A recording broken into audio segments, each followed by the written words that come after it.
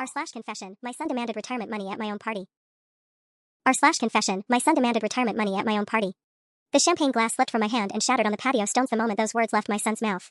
Mom, you need to give me that retirement money. You owe me. The entire backyard fell silent. 43 guests, my former colleagues, neighbors, church friends, all stopped mid-conversation and turned to stare. Mrs. Henderson from next door actually gasped. My sister Carol's face went white as paper. I'm 67 years old. I taught 3rd grade for 38 years.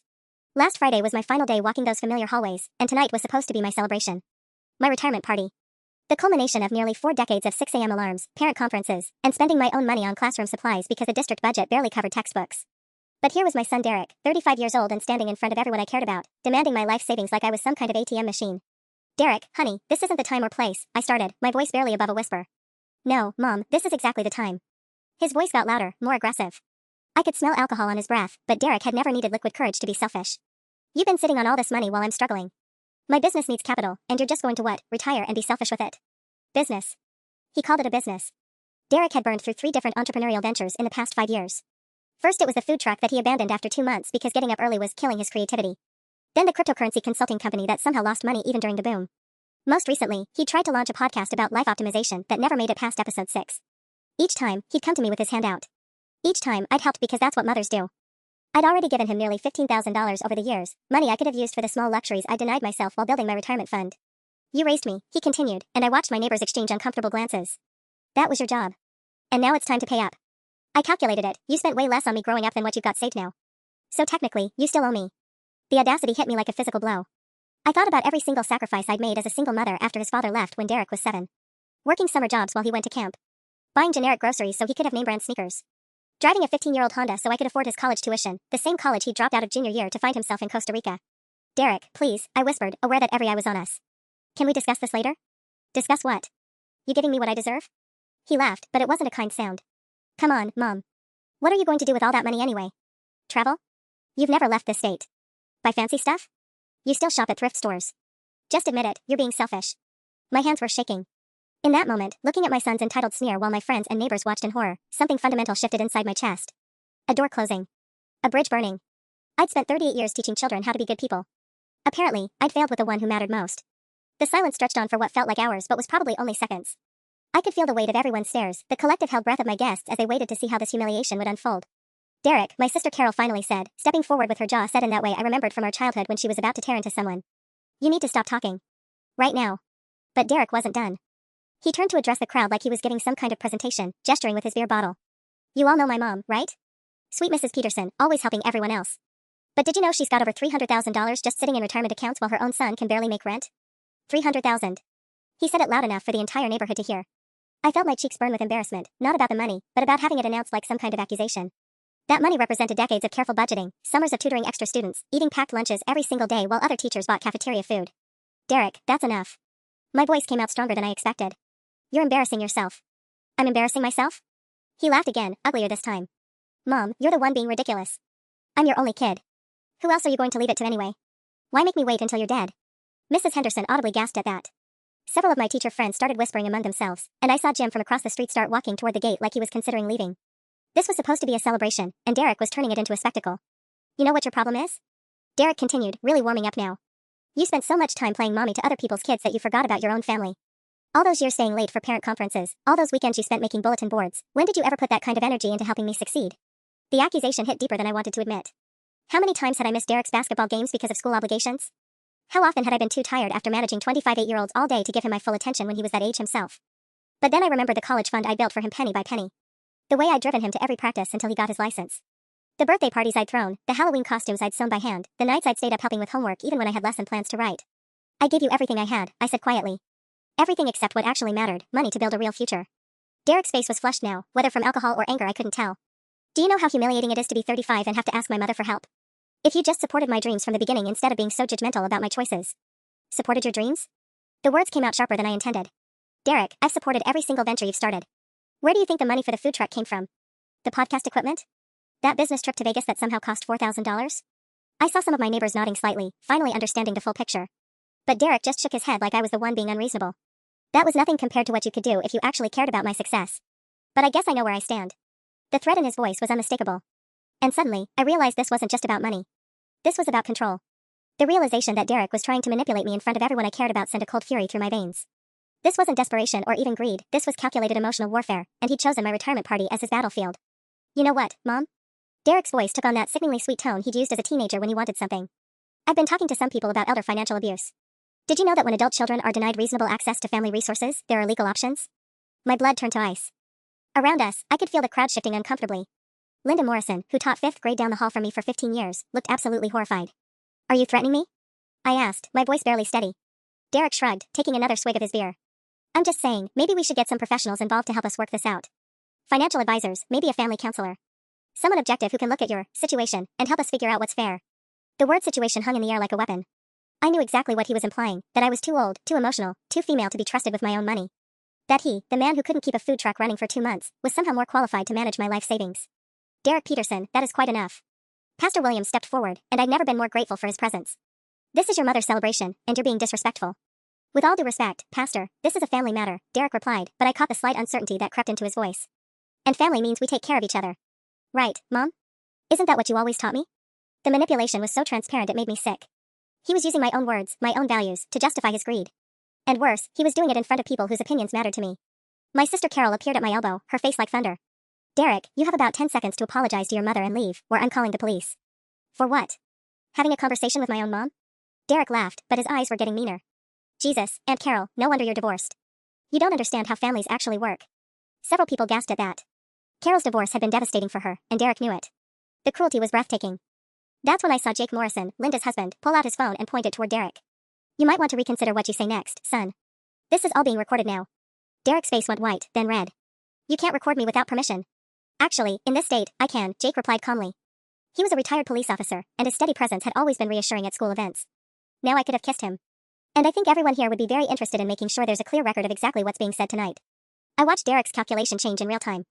The bravado faltered as he looked around and seemed to really see the faces staring back at him, disgusted, disappointed, uncomfortable. These weren't strangers he could manipulate with sob stories about his struggling business. These were people who'd watched him grow up, who remembered him as the kid who'd stolen money from the church collection plate when he was 12. This isn't over, he said finally, his voice lower but no less venomous. We're going to have a real conversation about this, Mom. Soon. The threat settled over the party like a dark cloud, and I realized my retirement celebration had just become something else entirely. Derek started to leave, but then stopped at the dessert table and grabbed a handful of the petit fours I'd special ordered from the bakery downtown. The casual entitlement of it, helping himself to party food after what he'd just done, somehow felt like a final insult. Derek. My voice came out steadier than I felt. Put those down and leave. Now. He turned back with that smirk I'd grown to hate. What, I can't even have a cookie at my own mother's party? After everything I've sacrificed to be here tonight? Sacrificed? The word came out like a bark.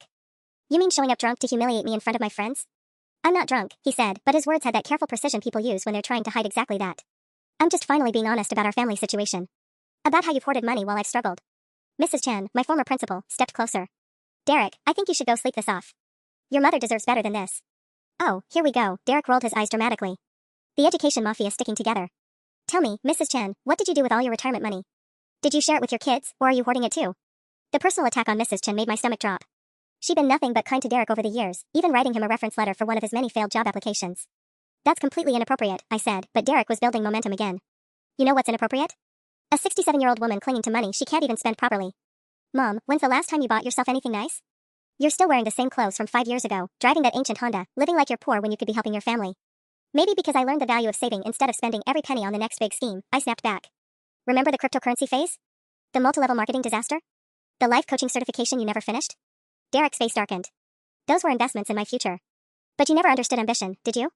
40 years of teaching other people's kids the same boring lessons, never taking any real risks. The dismissal of my entire career felt like a physical blow. Around us, I could see my former colleagues bristling. These were people who dedicated their lives to education, who understood the calling it represented. Teaching is not a failure, Derek, Linda Morrison said firmly. Your mother touched hundreds of lives. Yeah? How much did those lives pay her back? Derek's laugh was bitter. I bet half the kids she touched don't even remember her name. That hurt more than the money demands. It was my deepest fear, that decades of work had been meaningless, forgotten. But then I caught sight of Sarah Martinez near the gate. She'd been one of my most challenging students 15 years ago, and now she was a nurse practitioner. She'd driven 2 hours to be here tonight. You're wrong, I said quietly. But even if you were right, it wouldn't give you the right to my money. Derek's expression shifted again, becoming almost pleading. Mom, listen to me. I've got an opportunity, a real one this time. There's a guy who wants to partner with me on a food delivery app. We just need seed money to get started, and the returns could be incredible. This could set us both up for life. How much? The question slipped out before I could stop myself. His eyes lit up with hope and greed. $50,000 to start. Maybe 75 if we want to really make an impact. The number hit me like cold water. $50,000 for another doomed venture, another opportunity that would disappear along with my money. No, I said simply. The hope died in his eyes, replaced by something much uglier. No? Derek's voice rose to a pitch that made several people step back. Just like that? You won't even consider it? I've considered it for the last 15 years, Derek. Every time you've come to me with empty hands and big promises. The answer is no. This is different. He was fully shouting now, and I could see neighbors starting to peek over fences and through windows. This isn't some hobby business, this is tech, Mom. This is the future. The future, I repeated flatly.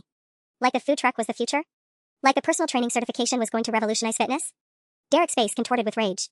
You know what your problem is? You're stuck in the past. You think because you saved pennies for 40 years that makes you some kind of financial genius. But you don't understand modern business. I understand throwing good money after bad. That's when he snapped completely. Derek grabbed the nearest folding chair and hurled it toward the dessert table. It clattered against the legs, sending my beautiful retirement cake sliding sideways. The chocolate ganache I'd splurged on smeared across the white tablecloth. The silence that followed was deafening. Derek. Carol's voice cut through the air like a whip. That's enough. But he wasn't done. You want to know what's really sick here? Derek turned to address the crowd like he was giving a speech.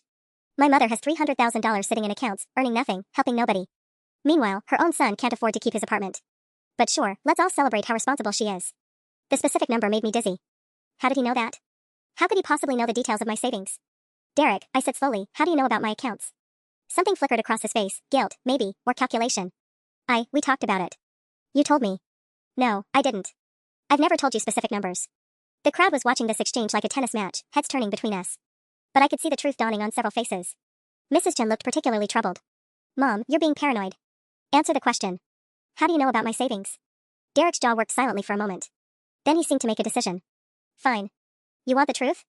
I had Michelle look into it. My blood turned to ice water. Michelle was my niece, Carol's daughter, who worked at the bank downtown.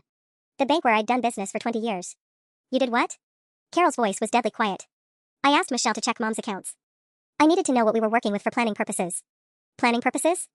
I could barely form the words. You had my own niece violate banking laws to spy on my finances? It's not spying when it's family business. Derek shot back, but I could hear the desperation creeping in. Michelle understands that we need to have these conversations. She's worried about you too, living alone, getting older, making financial decisions without family input. That was a lie. Michelle had never expressed any such concerns to me. But the violation felt enormous, crushing. Not only had Derek enlisted someone I trusted to betray me, but he was now trying to paint it as concern for my well-being. Get out. The words came from somewhere deep in my chest. Get out of my house. Get off my property. Mom, you're overreacting. Get out. The shout tore from my throat with a force that surprised everyone, including me. Get out before I call the police myself. Derek looked around the circle of faces one more time, perhaps hoping to find an ally. He found none. This isn't over, he said again, but this time it sounded more like a child's tantrum than a real threat. As he finally stalked toward the gate, I realized my retirement party had just become a war council. The gate slammed behind Derek with a metallic clang that seemed to echo in the sudden quiet. For a moment, nobody moved. Then Carol was beside me, her arm around my shoulders, and I realized I was shaking. I'm so sorry, she whispered. I had no idea Michelle was involved. I swear to you, I had no idea. The betrayal felt like layers peeling away. Derek demanding my money was one thing, I'd dealt with his entitlement for years. But discovering that my own niece, someone I'd watched grow up, had violated my privacy, that cut deeper than I'd expected. I should call the bank, I said, my voice sounding strange and distant. Michelle could lose her job. She could face criminal charges. She should, Mrs. Chen said firmly. What she did was completely illegal. Carol's face crumpled. Please, don't destroy her life over this. She's got the baby now, and Tom's hours got cut at the factory. She probably thought. She trailed off, unable to finish the sentence. Thought what? I turned to face my sister. That I wouldn't find out? That I'm too old to notice when my own family is scheming behind my back. No, that's not. She probably thought Derek really was worried about you. You know how convincing he can be when he wants something. The worst part was that Carol was probably right. Derek had always been charming when he needed to be. I could picture him sitting across from Michelle at some family dinner, painting himself as the concerned son worried about his aging mother's financial vulnerability. Playing the role of the responsible adult trying to protect me from myself. Mrs. Patterson? Sarah Martinez approached hesitantly. I'd forgotten she was still here. I don't want to intrude, but I work in healthcare now, and I see financial abuse all the time. What Derek did tonight, the public pressure, the invasion of privacy, the manipulation, these are classic patterns. Financial abuse. The term hit me like a diagnosis I hadn't wanted to consider. He's my son, I said weakly. That makes it worse, not better, Sarah replied gently. Family members often use emotional leverage that strangers can't. The guilt, the obligation, the threat of losing the relationship, it's all designed to break down your defenses. Linda Morrison nodded grimly. Remember Janet Walsh? Her daughter cleaned out her savings account while she was in the hospital.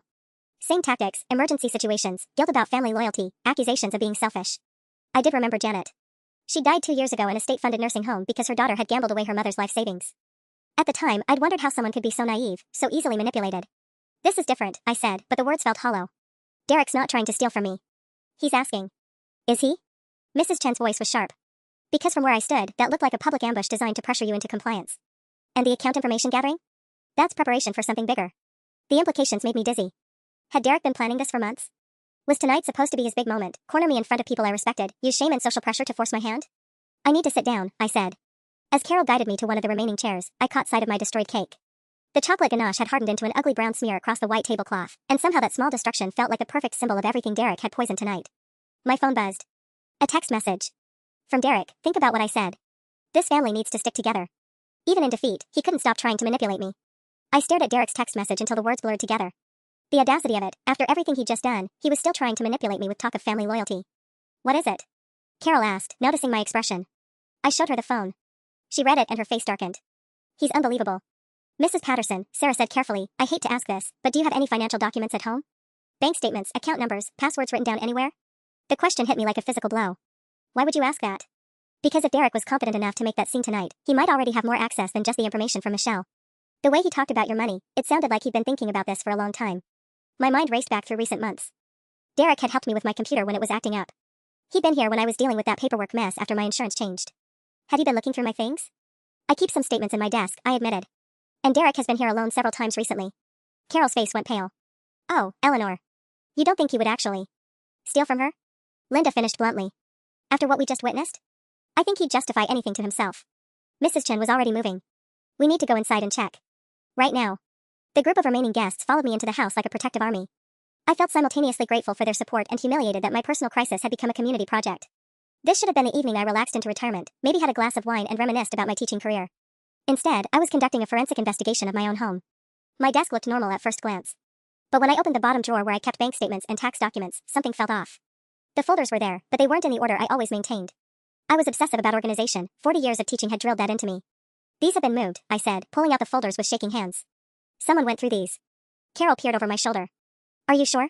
Maybe you just forgot. I don't forget things like this. I flipped through the bank statements, checking dates and account numbers. Everything seemed to be there, but the violation felt enormous. He went through my personal documents. In my own home. My phone buzzed again. Another text from Derek. I know you're upset, but we need to talk about your future. What if something happens to you? What if you get sick? Family has to plan for these things. The manipulation was so transparent it made me nauseous. He was using my age, my mortality, my fears about becoming helpless, all the vulnerabilities he knew I carried, to justify his behavior. He's not going to stop, I said aloud, the realization settling over me like a heavy blanket. This isn't going away. He's going to keep pushing and manipulating and violating my privacy until he gets what he wants. Sarah nodded grimly. In my experience, financial predators escalate when their initial attempts fail. The public embarrassment tonight didn't work, so he'll try something else. What kind of something else? Carol asked. Emergency situations. Medical scares. Emotional blackmail about grandchildren or family events. Maybe he'll claim he's in legal trouble and needs money for a lawyer. The stories get more desperate and more urgent. Mrs. Chen was examining my computer. Eleanor, when did Derek last use this? Last week. He said he needed to check his email because his phone was acting up. Did he ask for any passwords? Just my email. Why? Mrs. Chen's expression was troubled. Because if he has access to your email, he can potentially reset passwords for your banking accounts. The blood drained from my face. You think he's already accessed my bank accounts? Let's check, Mrs. Chen said, her fingers already moving across my keyboard. What bank do you use for your main checking account? First National, I whispered, watching her navigate to the login page. My hands were trembling as I entered my username and password. The familiar account summary loaded, and for a moment I felt relief seeing my balance unchanged. Then Mrs. Chen pointed to something that made my stomach drop. Look at your recent login history. There, in black and white, were login attempts from 3 days ago. At 2:47 p.m. on Wednesday. I'd been at my doctor's appointment then, Derek knew my schedule. He'd suggested I get my blood pressure checked before retirement, had even offered to drive me. Instead, he'd apparently come here and used my computer. He was in my accounts, I said, my voice barely audible. While I was at the doctor, he was here going through my financial information. Carol sank into a chair beside me. Eleanor, this is serious. This isn't just being pushy about money, this is criminal behavior. My phone rang. Derek's name flashed on the screen. Don't answer it, Sarah advised quickly. Not until we figure out what he might have done. But I was already sliding my finger across the screen, some deep parental instinct overriding my better judgment. Hello? Mom, thank God. Listen, I've been thinking about our conversation tonight, and I realize I came on too strong. His voice was smooth, conciliatory. The same tone he'd used as a child when he'd broken something and was trying to avoid consequences. Why don't I come over tomorrow and we can discuss this calmly? Maybe I can help you organize your financial documents, make sure everything's secure. The irony was staggering. He wanted to come back and secure the very accounts he'd already been secretly accessing. I don't think that's a good idea, Derek. Mom, you're being paranoid. We're family. I'm trying to help you protect your assets from scammers and predators. His voice took on a slightly harder edge. You know, at your age, memory issues can make people vulnerable to financial fraud. It happens more often than you'd think. The threat was subtle but unmistakable. He was suggesting I was mentally incompetent, laying groundwork for some future claim that I couldn't manage my own affairs. Around me, my friends' faces reflected the same horrified understanding. My memory is fine, Derek. Of course it is. But sometimes people don't recognize when they're starting to slip. That's why it's important to have family involved in financial decisions. For protection. Mrs. Chen was frantically writing something on a piece of paper. She held it up. Keep him talking. Check other accounts. Derek, I'm very tired. Can we discuss this another time? Sure, Mom. But don't do anything hasty, okay? Don't make any major financial decisions without talking to me first. Promise me that. His voice carried a note of desperation that he was trying to mask with concern. I'll talk to you later, I said and hung up. The silence in the room was deafening. Linda was the first to speak. Eleanor, he just threatened you. That comment about memory issues, he's setting up a narrative to challenge your mental competency. My hands were shaking so badly I could barely navigate to my savings account. When the page loaded, my heart nearly stopped. There was an authorization form pending, a request to add Derek Patterson as a joint account holder. Filed yesterday. He's trying to get legal access to my savings, I breathed, while making everyone think I'm losing my mind. The web of manipulation was more sophisticated than I'd imagined. This wasn't just greed, it was a calculated campaign to strip away my financial independence. The authorization form stared back at me from the computer screen like a cancer diagnosis. My son had tried to secretly add himself to my life savings while simultaneously questioning my mental competency to anyone who would listen. When did you say you last gave him your email password? Mrs. Chen asked, her voice tight with controlled anger. Last week, when his phone was supposedly broken. The pieces were falling into place with sickening clarity. He said he just needed to check one important message. Sarah leaned over my shoulder, studying the pending authorization. This is sophisticated financial abuse. He's been planning this for weeks, maybe months. The party tonight wasn't an impulsive outburst, it was supposed to be his victory lap. My phone buzzed with a text from Derek. Mom, I filled out some paperwork to help protect your accounts. Nothing major, just adding me as an emergency contact for your own safety. Love you. The casual gaslighting was breathtaking. He was presenting his attempted theft as a loving gesture, banking on my trust and his ability to manipulate the narrative. Emergency contact, Linda scoffed, reading over my shoulder. Joint account holder means he can withdraw every penny whenever he wants. Carol was pacing behind us, her face flushed with indignation. How long has he been unemployed, Eleanor? Really? I thought back through Derek's vague explanations about consulting work and business opportunities. I'm not sure he's had steady income in over a year. Maybe longer. He's been very evasive about specifics. Because he's been planning this, Mrs. Chen said grimly. Your retirement wasn't just convenient timing, it was his deadline. He knew you'd have access to your full pension and 401k. My computer chimed with an email notification. Derek again, Mom, just wanted to follow up on our conversation. I've been researching elder financial protection services, and there are some concerning statistics about retirees losing money to scams. I think we should meet with a financial advisor together soon. I found one who specializes in family wealth management. Family wealth management, Sarah repeated incredulously. Your money isn't even fully released from your retirement accounts yet, and he's already spending it. The violation felt deeper than theft.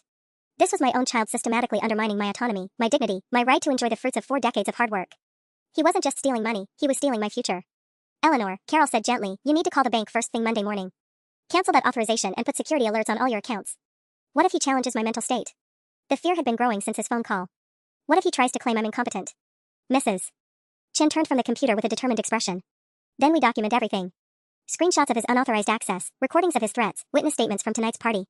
We build a paper trail that shows exactly who the predator is here. My phone rang again. This time it was Michelle. Aunt Eleanor? Derek is here at my house, and he's really upset. He says you're being influenced by your friends to turn against family. He wants me to talk to you about being more reasonable about sharing your retirement money. The coordination was chilling. Within hours of his public failure, Derek had already moved to recruit family allies and control the narrative. He was painting me as the unreasonable one, the selfish mother turning against her loving son's helpful suggestions.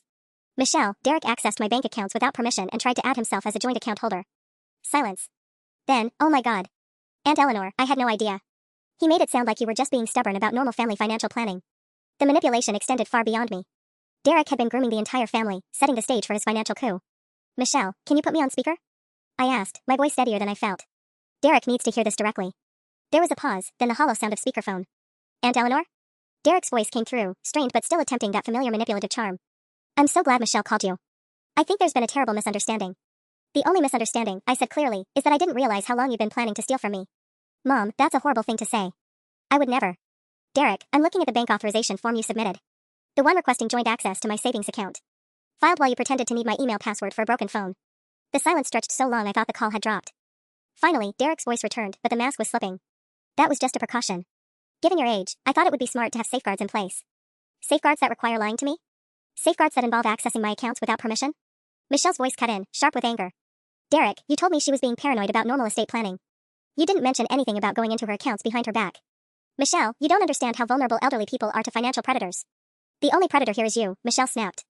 Jesus, Derek, she's 67, not 97. And she just retired 3 days ago. I could hear Derek's breathing change, becoming more rapid. The careful facade he'd constructed was crumbling in real time. You know what? Fine. Maybe I did take some initiative to protect Mom's assets. But everything I've done has been for her own good. Including demanding her entire retirement fund at her own party? Mrs. Chen called out, loud enough for the phone to pick up. Who is that? Mom, who's there with you? Are these the people filling your head with paranoid nonsense? The accusation stung because it was so perfectly calculated. Even now, caught red-handed in financial fraud, Derek was trying to position my friends as the real threat. These are people who actually care about me, Derek. People who don't see my retirement as their personal lottery payout. This is unbelievable. I'm your son. I've been trying to help you navigate retirement planning, and you're treating me like some kind of criminal. You are a criminal, Linda said, stepping closer to the phone. What you've done is called elder financial abuse, and it's a felony. Derek's laugh was bitter. Elder abuse? She's been retired for 3 days. This is insane. The insane part, I said, is that you thought you could gaslight me into believing I owed you my life savings. I never said you owed me anything. I said families help each other. I said you could invest in something meaningful instead of just hoarding money like some paranoid. He caught himself, but not quickly enough. The real Derek was emerging, the one who saw my careful saving as pathological hoarding, my financial security as a resource being selfishly withheld from him. Instead of hoarding money like what, Derek? Nothing. I didn't mean. Like some paranoid old woman? Is that what you were going to say? Michelle's voice was disgusted. Derek, just stop talking. You're making this worse. I'm not the one making this worse. I tried to handle this privately, as a family, but Mom's obviously been influenced by people who want to drive a wedge between us. The audacity was breathtaking.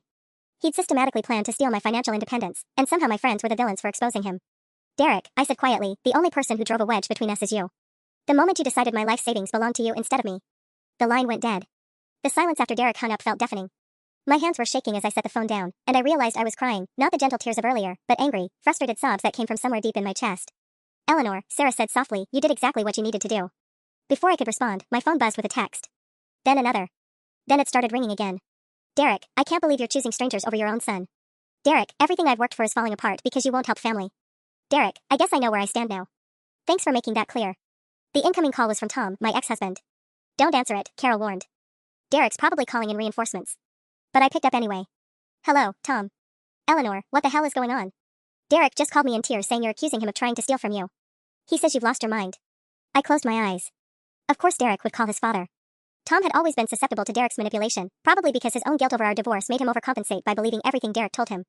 Tom, Derek submitted paperwork to add himself to my bank accounts without my knowledge or consent. While lying to me about his phone being broken. That doesn't sound like Derek. Are you sure you understood what was happening? Maybe it was just a misunderstanding about estate planning. The familiar dismissiveness in Tom's voice, the same tone he'd used throughout our marriage when I tried to discuss Derek's increasingly concerning behavior, sent a fresh wave of anger through me. I'm looking at the bank forms right now, Tom. There's no misunderstanding.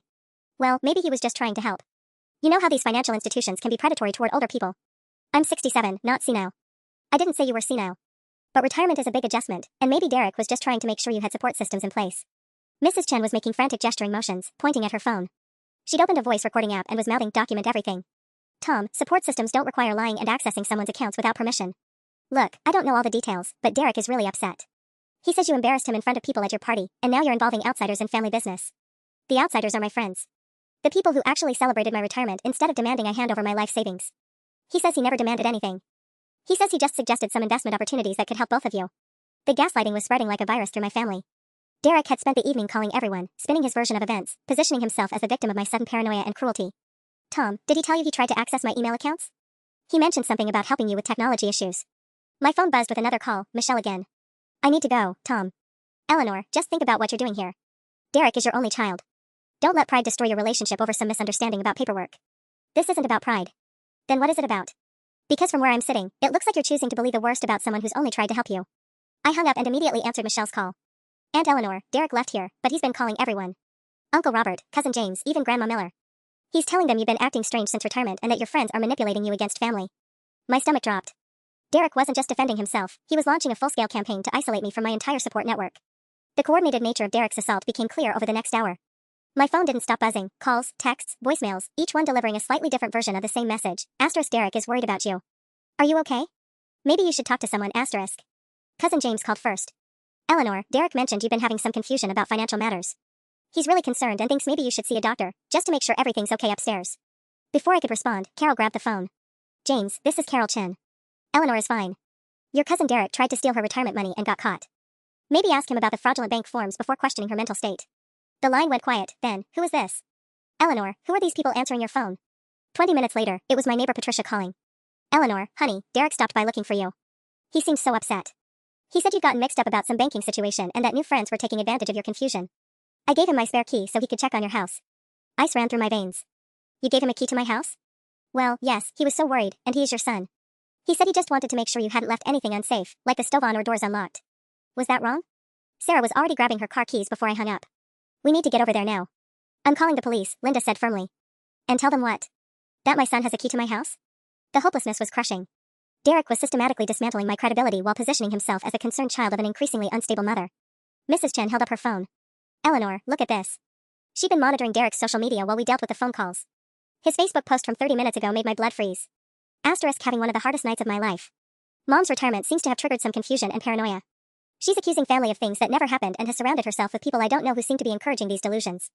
If you're friends with my mom, please just keep an eye out. I'm worried about her living alone right now. The mom I know would never treat family this way, so something is clearly wrong. Prayers appreciated. Asterisk. The post already had dozens of concerned comments and shares. Friends from my teaching career, church acquaintances, former neighbors, all expressing worry and offering support for Derek during this difficult time. He's destroyed me, I whispered. Look at this, everyone thinks I'm having some kind of breakdown. But Linda was studying the post with a lawyer's eye. Actually, this might be the mistake we needed. He's just documented that he believes you're mentally incompetent, right after trying to access your financial accounts. That's going to look very bad when we present the timeline to authorities. My phone rang again, Derek himself. Mom, I'm at your house. Patricia was worried about you, and honestly, so am I. This behavior isn't like you. I think maybe the stress of retirement is affecting your judgment. Get out of my house, Derek. I'm not going anywhere until we talk about what's really going on. I've been thinking, and I wonder if maybe you should talk to Dr. Henderson about some medication adjustments. These paranoid episodes could be hormonal or stress-related. The clinical language was chilling. He'd found his angle, the confused elderly woman whose retirement had triggered mental instability, and the devoted son trying to help her navigate this difficult transition. I'm 5 minutes away, I said coldly. Good. And Mom? Maybe come alone. I think these new friends might be clouding your judgment about family.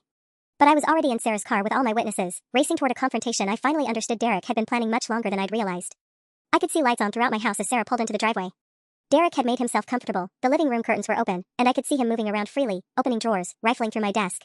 The sight of my own son systematically searching through my private belongings sent a surge of rage through me that surprised even myself. He's looking for something, Mrs. Chen observed grimly. Probably financial documents. Carol was recording everything on her phone. Good thing you brought all your important papers with you tonight.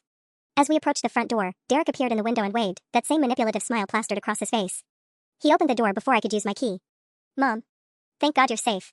I was so worried when Patricia said you'd been acting confused. He stepped forward as if to hug me, but I stepped back. His eyes quickly catalogued my witnesses, Carol still recording, Mrs. Chen with her phone out, Linda taking notes, Sarah standing protectively beside me. These are the people filling your head with paranoid ideas? He asked, loud enough that the neighbors might hear. Mom, this isn't healthy. You need to surround yourself with people who actually care about your well-being. Get out of my house, Derek. I'm not leaving until I know you're okay. Look, I found some things that concerned me. He gestured toward my coffee table, where he'd arranged several documents like evidence in a trial. Your medication bottles are all mixed up, you could accidentally overdose. Your checkbook shows some erratic spending patterns. And I found this. He held up a printout I didn't recognize, bank statements that looked official but showed account balances I knew were wrong. Mom, someone's been stealing from you. Look at these withdrawals you never made. Mrs. Chen leaned forward to examine the papers. These are fake, she announced immediately. Eleanor, these aren't from your actual bank. Look at the formatting, it's completely different from your real statements. Derek's mask slipped for just a moment, a flash of pure fury before the concerned expression returned. Ma'am, I don't know who you are, but these accusations are really damaging to someone who's already confused. I'm a retired forensic accountant, Mrs. Chen interrupted calmly. And you just presented fraudulent financial documents as evidence of your mother's incompetence. That's actually a felony. I printed these from her online account. If they're wrong, it's probably because someone else has been accessing her banking. His voice was rising slightly, the first crack in his composure. Linda stepped forward. Derek, I'm an attorney. I need to inform you that everything happening here is being documented. Your mother has evidence that you attempted to fraudulently access her accounts, and now you're presenting falsified documents while unlawfully in her home. Unlawfully? I have a key. Patricia gave it to me because she was worried about Mom living alone in this condition. Patricia doesn't have legal authority to grant access to someone else's property, Linda replied evenly. My phone buzzed with a text from Patricia herself. Eleanor, Derek just came back asking for your mail key too. He said you'd asked him to check for suspicious correspondence from financial companies trying to scam you. Something felt off, so I said no. Hope that was right? I showed the text to Linda, who nodded grimly. He's escalating. First the bank accounts, then your house, now he wants access to your mail. Classic financial elder abuse pattern. Derek's phone rang, and he answered it immediately. Yes, she's here, but she's brought these people again. No, she's definitely not thinking clearly. I know, I'm trying, but they keep interfering. He hung up and looked at me with what might have been genuine sadness if I hadn't seen the calculated cruelty underneath. Mom, that was Dr. Henderson's office. I called them about your recent behavior changes, and they want to see you first thing Monday morning. I'm going to drive you. The trap was tightening around me, and Derek was running out of patience. You called my doctor without my permission? The violation felt even deeper than his financial schemes. Derek, that's a complete breach of my privacy. I'm listed as your emergency contact, remember? Dr. Henderson's office was very understanding when I explained your recent paranoid episodes and erratic behavior. Linda's expression darkened. Eleanor, did you actually list him as your emergency contact, or is this another fabrication? I tried to remember. Derek had insisted years ago that I update my medical forms after his father died, said it was important for family to be listed in case of emergencies. I think I did, but that doesn't give him the right to. Mom, I'm trying to help you. Can't you see how concerning this all looks? Derek gestured around the room at my friends. You throw a party, have some kind of episode, disappear for hours with strangers, and now you're accusing your own family of stealing. These are textbook signs of cognitive decline. Mrs. Chen stepped closer to examine the fake bank statement still spread on my coffee table. Eleanor, look at this more carefully. He's printed statements showing large withdrawals to cash, irregular spending patterns, even what looks like payments to suspicious payees. If you took these to a doctor already concerned about your mental state. The full scope of Derek's plan crystallized. He wasn't just trying to access my money, he was building a comprehensive case for my incompetence. The fake documents, the doctor's appointment he'd scheduled, even positioning himself in my house looking like a concerned son dealing with his mother's deteriorating condition. You've been planning this for months, haven't you? I said quietly. Derek's phone buzzed, and he glanced at it with visible relief. Mom, I've asked Jennifer to come over. You need family here right now, not these people who are clearly taking advantage of your confusion. Jennifer's coming here? My daughter lived 40 minutes away, and it was nearly midnight. She's been worried too. We've been talking about your behavior lately, and she agrees that something needs to be done. Sarah moved protectively closer. Eleanor, you don't have to stay here for this ambush. Actually, she does. Derek's voice hardened. I've been thinking about this situation all evening, and I'm genuinely concerned about Mom's safety. If she leaves again with people I don't know, people who are encouraging her paranoid delusions, I might have to contact Adult Protective Services. The threat hung in the air like poison. Linda immediately started typing on her phone. I'm documenting that threat. It's not a threat, it's concern. Look around, my mother is convinced her own family is stealing from her. She's brought strangers into private family business. She's been gone for hours without telling anyone where she was. If something had happened to her tonight, we wouldn't even have known where to look. Carol, who'd been quietly recording everything, finally spoke up. Derek, I've known your mother for 15 years. The only concerning behavior I've witnessed tonight is yours. Ma'am, with respect, you don't know the full situation. You haven't seen the months of increasing confusion, the phone calls where Mom couldn't remember conversations we just had, the bills she's been forgetting to pay. What bills? I demanded. Mom, your electric company called me last week about an overdue payment. You told them I handled your finances when they called about disconnection. That's impossible. All my bills are on automatic payment. Derek pulled out his phone and played a voicemail on speaker. Hi, this is Jennifer from Metro Electric calling for Derek Martinez about your mother Eleanor's account. We wanted to follow up on the payment arrangement you set up and confirm the new address for billing. The voice sounded official, but something felt wrong. Mrs. Chen frowned. Eleanor, what's your electric company? City Power. I've been with them for 30 years. Metro Electric doesn't service this area, Mrs. Chen said firmly. Derek, that's another fabricated piece of evidence. Car door slammed outside. Through the window, I could see Jennifer getting out of her car, but she wasn't alone. A man in a suit was with her, and they were walking toward my house with a determined stride of people on a mission. Derek smiled for the first time all evening. Mom, I think it's time we had a real family conversation about your future. The man in the suit turned out to be Dr. Phillips, a geriatric psychiatrist Derek had apparently contacted about my deteriorating mental state. But as they entered my living room, Jennifer took one look at the scene, her brother holding fake documents, my friends clearly positioned protectively around me, the tension thick enough to cut, and stopped dead. Derek, what the hell is going on here? You said Mom was having a medical emergency. She is having an emergency, just not the kind you think. Derek gestured at Linda and the others. She's brought strangers into our private family business, and she's accusing us of stealing from her. Jennifer looked around the room, her expression growing more confused and concerned. Mom, are you okay? Derek's been calling me for weeks saying you were acting paranoid and confused, but you seem fine. I am fine, I said firmly. But your brother has been trying to access my bank accounts and has presented fraudulent documents tonight as evidence of my incompetence. Dr. Phillips stepped forward with practiced authority. Mrs. Martinez, I'm Dr. Phillips. Your son contacted me about some concerning behaviors. Perhaps we could speak privately? Linda immediately intervened. Doctor, I need to inform you that Derek has presented falsified bank statements, made unauthorized attempts to access his mother's financial accounts, and unlawfully entered her home tonight. Any evaluation conducted under these circumstances would be compromised. Mrs. Chen held up the fake documents. I'm a retired forensic accountant. These are fabricated financial records, and that voicemail from Metro Electric, that company doesn't even service this area. Jennifer snatched the papers from Mrs. Chen and examined them closely. She'd always been sharp with numbers, sharper than Derek ever gave her credit for. After a moment, her face went white. Derek, she said quietly, these account numbers don't match Mom's real accounts. I helped her set up online banking last Christmas, remember? And look at this, you have her losing money to suspicious online purchases on dates when she was in the hospital for her knee surgery. Derek's composure finally cracked completely. You're all ganging up on her. Can't you see she's manipulated all of you? She's not the innocent victim here, she's been stringing me along for months, promising to help with my business, making me think I could count on family support, and then humiliating me in front of everyone. There it is, Sarah said softly. The real reason. Dr. Phillips looked deeply uncomfortable as the situation became clear. I think I may have been given incomplete information about this case. Jennifer turned to Derek with a look I'd never seen before, pure disgust mixed with heartbreak. You tried to have our mother declared incompetent so you could steal her retirement money? After what you did at her party? I wasn't stealing anything. That money should support the family, not just sit in her accounts while I lose everything I've worked for. You've worked for? Jennifer's voice rose. Mom worked for 40 years as a teacher. She saved every penny so she could have dignity in her old age, and you want to take that away from her because your business has failed? The fight went out of Derek all at once. He slumped into my armchair, suddenly looking older than his 35 years. You don't understand the pressure I'm under. The debts, the creditors calling every day. Then you should have asked for help properly, I said quietly. Not tried to destroy my life to solve your problems. Dr. Phillips cleared his throat. Mrs. Martinez, I owe you an apology. Based on what I've observed tonight, there's clearly no medical concern here. I'm going to recommend that Adult Protective Services investigate the financial fraud allegations instead. Jennifer knelt beside Derek's chair. You need help, but not the kind that involves stealing from Mom. Real help. As dawn broke through my living room windows, Derek finally left, escorted by Jennifer, who promised she'd make sure he got into counseling. Dr. Phillips departed with a warning about the legal consequences of his actions. Linda squeezed my shoulder. Your real inheritance is going to people who deserve it, right? I smiled, thinking of the scholarship fund that would help teachers like me for generations to come. Absolutely.